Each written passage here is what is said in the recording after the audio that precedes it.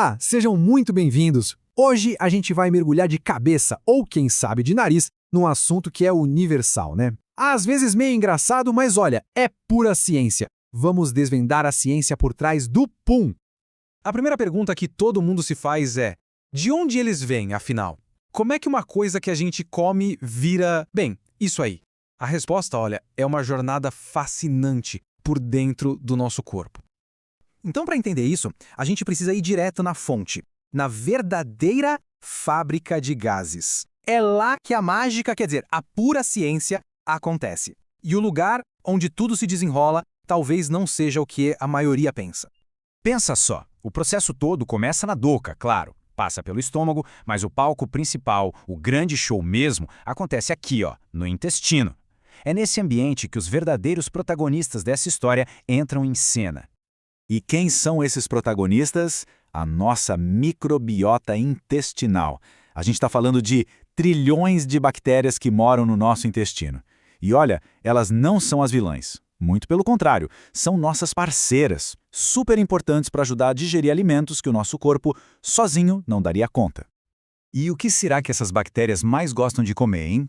Bom, o cardápio preferido delas inclui feijão, repolho, ovos, leite, brócolis, sabe, alimentos que são um pouco mais difíceis para a nossa digestão. É aí que a microbiota entra em ação e, literalmente, começa a festa. E qual o resultado dessa festa toda? Fermentação. É um processo supernatural, onde as bactérias quebram esses alimentos e o principal resultado dessa fermentação é... isso mesmo, gases.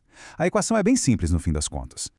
Ok, beleza, então agora a gente já sabe de onde vem o volume, mas e o cheiro? Pois é, agora a gente vai para uma parte que para mim é a mais surpreendente. Vamos separar o que causa o volume do que causa o odor, porque são duas coisas bem diferentes. E aqui vem a grande surpresa. A maior parte dos gases que a gente produz, tipo hidrogênio, metano, dióxido de carbono, pasme, não tem cheiro nenhum. Zero.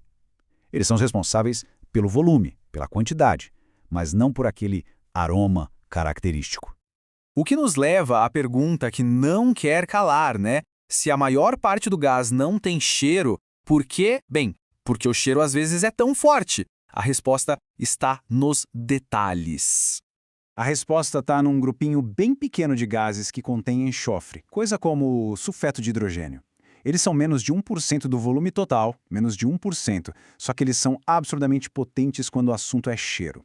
Então, o ponto-chave é esse. Uma coisa é o volume, outra, bem diferente, é o odor. Traduzindo, se a dieta tem muito feijão e repolho, a tendência é ter mais volume, mas não necessariamente um cheiro forte. Agora, se a refeição tem mais proteína, mais enxofre, tipo ovos, carne, queijo, aí a história, ou melhor, o aroma, muda de figura. E tem uma analogia para isso que é simplesmente perfeita. Pensa num perfume.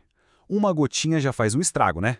Já perfuma um ambiente todo. Pois é, com enxofre é a mesma coisa, só que ao contrário, é a potência dele em ação. Certo, então já entendemos a origem e o cheiro. Mas e quando parece que a produção está, digamos, acima da média? Por que às vezes a fábrica parece trabalhar a todo vapor? Vamos ver agora quais são as causas desse excesso. Existem algumas razões bem comuns, tá? Tipo, engolir ar quando a gente come muito rápido, beber refrigerante, ou, claro, exagerar um pouco naqueles alimentos que as bactérias amam. Mas a causa mais interessante e que talvez muita gente não saiba é que na maioria das vezes isso é só um sinal de que o intestino tá, ó, super saudável e funcionando direitinho. Isso tudo nos leva para nossa conclusão. Depois de toda essa ciência, a mensagem final na verdade é bem positiva e, eu diria, tranquilizadora. No fim do dia, soltar gases é algo perfeitamente normal. É um sinal biológico de que a microbiota intestinal está lá, trabalhando, que a digestão está acontecendo como deveria. Ou seja, o corpo está fazendo exatamente o que foi programado para fazer. É um processo saudável, gente. E para fechar com chave de ouro, uma frase que resume tudo isso de um jeito genial. Da próxima vez que acontecer, é só lembrar: se saiu, é ciência. Se cheirou, é enxofre. Fica aí a reflexão. O que a sua dieta anda dizendo sobre a sua ciência interna, hein?